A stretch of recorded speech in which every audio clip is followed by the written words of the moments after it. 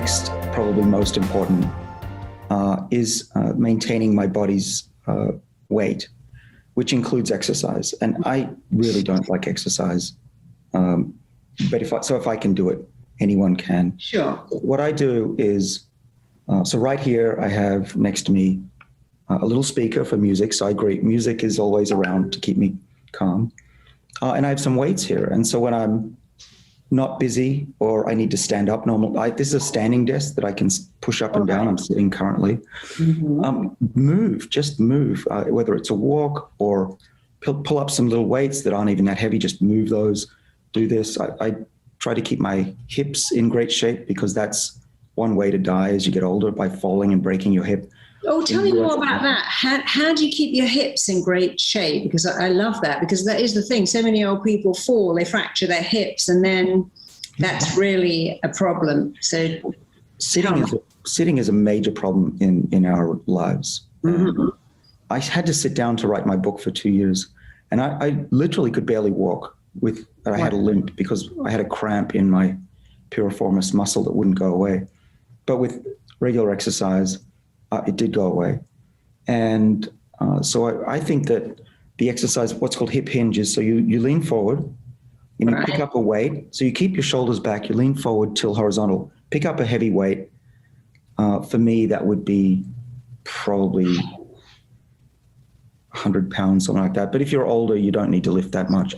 And then just stand up till you're straight and then put it down again and do that 10 times. Are you leaning forward so you're like hinging like that? So you're like a number 7, if you like. Is that how you lean? You lean from the hips. Exactly. So you hinge over from the waist. And keep your back straight. You don't want to bend that. Yeah. And you pick up a weight with straight arms and then bend them. Is that right?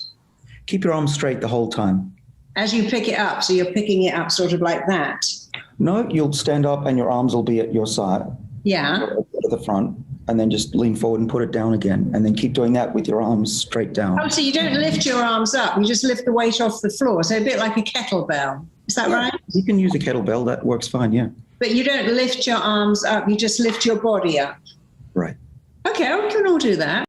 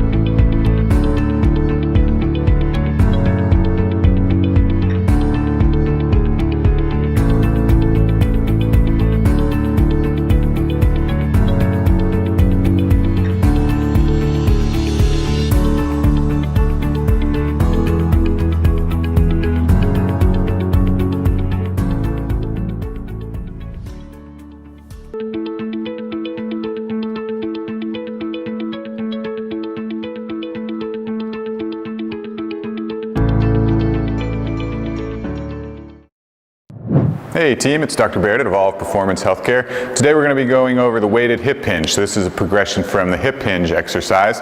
And so what we're going to do is we're going to use a kettlebell, and all we're going to do is we're going to start with the weight in front of us. So we're using a kettlebell, it can be any weight. And I'll go from the side so you can see a little better. And so what we're going to do is we're going to do the same hip hinge that we did before. So the main thing that we're keeping in mind is that our back is going to stay in that neutral position, and the only movement is going to be at our hips.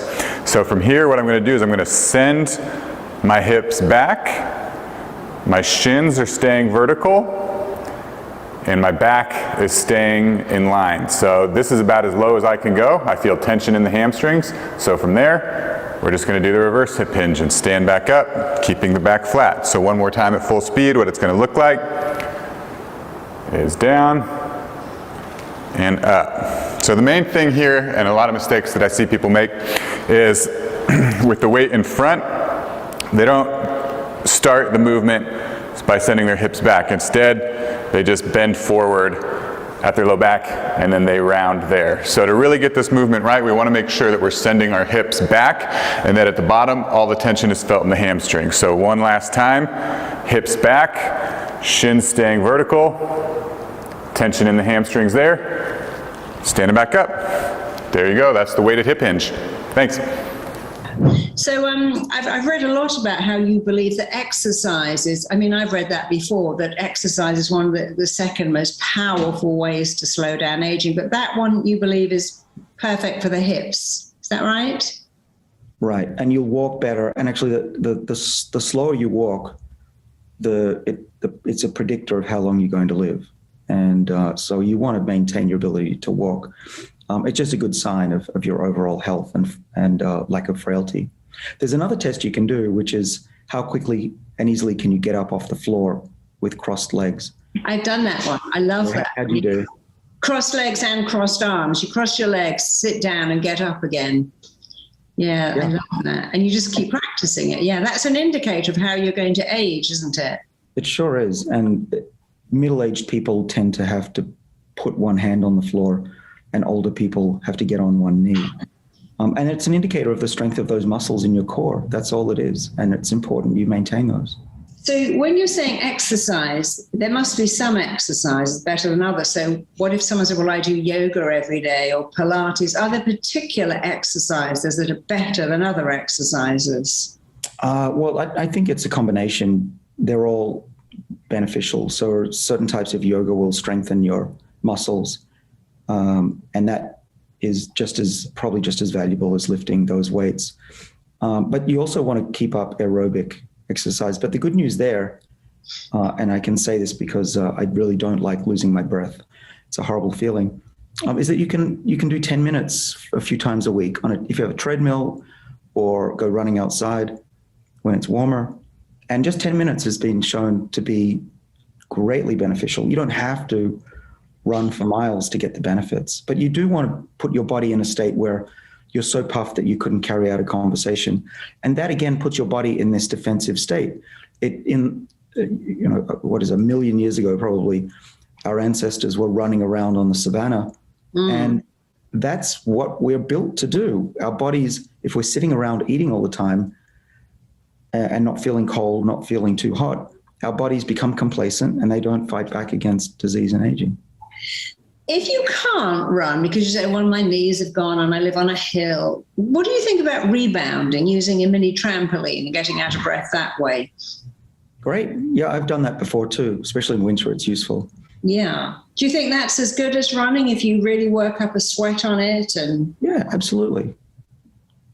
Because I heard that the anti-gravity part of rebounding was that the aerodynamic was really good for your lymphatic system. Do you think that's true? Makes sense. No, I hadn't heard that. That's really interesting. Okay.